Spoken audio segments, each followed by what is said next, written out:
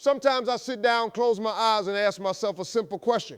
Why do so many people have everything and still feel like they got nothing? I've seen folks with big houses, big cars, big bank accounts, and an even bigger emptiness inside. And then you meet someone with hardly anything, yet their heart is full like it's a whole universe. Today's episode ain't about jokes, ain't about fame, ain't about viral clips. It's about purpose, about why you wake up in the morning, about what fills your soul, not your pockets. And it got me thinking, there's a young man today, somebody y'all know real well, who gave away more money before age 25 than some governments do in a whole decade. But the crazy part, every time he gives, he smiles like he just found something money can't buy. That's why today I want to ask the deeper question. Why does giving bring a peace that keeping never does? And for this conversation, there's only one man I could bring on. Ladies and gentlemen, MrBeast. Thanks for having me, Steve. I watch people chase money like it's oxygen, but the moment they get it, they realize breathing still feels the same. That's exactly what I'm talking about. You can buy comfort, but peace, meaning purpose, you got to build those inside yourself, one decision at a time. You see, Jimmy, I've seen folks work 20 years to afford the car their neighbor gonna forget in 2 minutes. We got people comparing themselves to strangers they ain't never met. We got folks measuring their worth by likes, comments, followers, like your soul is some kind of social media scoreboard. There's a reason people feel empty, Steve. The world trains you to want everything except what actually matters. So what actually matters to you? Impact, helping someone breathe easier, giving someone a moment they'll remember for life, making someone feel seen. Boy, with all them millions you give away, you out here collecting thank yous like they Pokemon cards. Honestly, Steve, when I help someone, I don't feel rich. I feel human. And that right there is what people missing today. I've been broke. Broke, sleeping in cars, eating leftovers, praying for something to change. Then one day, life changed, and suddenly I got things I never even dreamed of.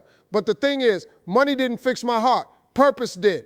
Exactly, money is a tool, not an identity. You know what I realized? You can have money and still feel homeless if your soul ain't got nowhere to live. People think the opposite of poverty is wealth, but really the opposite of poverty is peace. When I watch your videos, Jimmy, I don't see flexing. I see teaching. You learn things when you give, Steve. You learn patience, you learn gratitude, you learn what fear looks like in someone's eyes and how one act of kindness can erase it. I've met billionaires who never smiled, and I've met poor folks who laugh like they own the sky. That's because happiness doesn't scale with income. Say that again. Happiness doesn't scale with income, it scales with intention. There it is, the whole sermon in one sentence. People see your success and think you're floating. They don't see the weight you're carrying. Success feels heavy sometimes, Steve. Expectations. Eyes on you. People thinking you owe them something just because you grew. And the internet, boy, they judge you like they got a court date on Monday. That's why I try to stay grateful. Gratitude is the only thing that keeps pressure from turning into ego. And humility. Humility is what keeps success from turning into loneliness.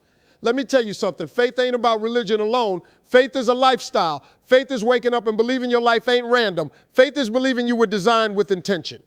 And discipline is how you honor that intention. Yes, sir.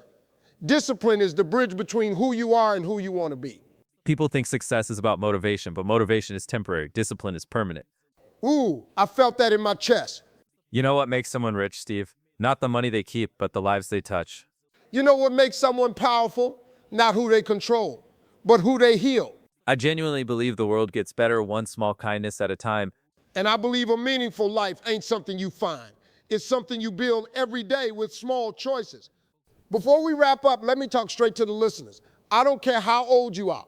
I don't care what mistakes you made. I don't care how empty you feel right now. You matter, your life matters, your actions matter, your kindness matters. You ain't here by accident. You ain't breathing by coincidence. Purpose is not something you see. Purpose is something you feel. And sometimes purpose reveals itself the moment you decide to help someone else. Yes, sir. Yes, it does. If you want to feel rich, give. If you want to feel safe, pray. If you want to feel strong, serve. If you want to feel alive, love. Thank you for being here, Jimmy. Thank you for reminding us that a heart full of kindness is worth more than a wallet full of money. Anytime, Steve, if your audience wants me here again, just give me a call. This is Steve Ask Why. And today we learned that the answer is simple. A meaningful life is built, not bought. See y'all in the next episode.